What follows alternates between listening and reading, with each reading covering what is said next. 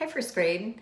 I'm really excited to be able to share a book with you shortly. Yeah, but I wanted to give you an introduction to it first. So, if you've been following along with some of the first grade lessons that I've sent to your teachers to get out to you, then maybe you watched a video called Busy People and you saw some students in this animated video talking about what they want to be when they grow up.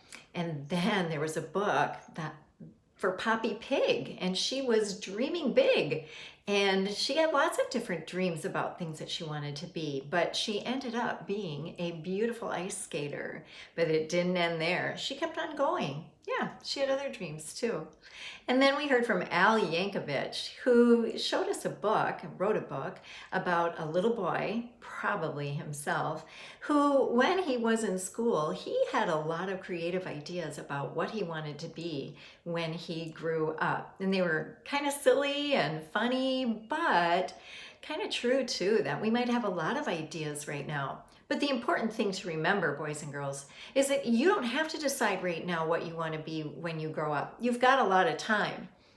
One thing to remember is that school prepares us for the world of work. And that's why we're spending some time and some lessons talking about what do you want to be when you grow up? Because again, school prepares us to help us decide. And we do that by helping you look at what clues there are. What do I mean by clues? How about this? What makes you happy? What do you think you're really good at? And how can you put those things together to be a job for you someday?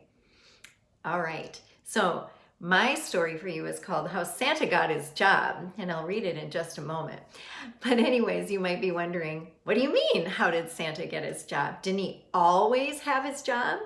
Well, this is a little interesting, fun book that tells us that Santa might have had some other jobs first, but they just weren't the right jobs.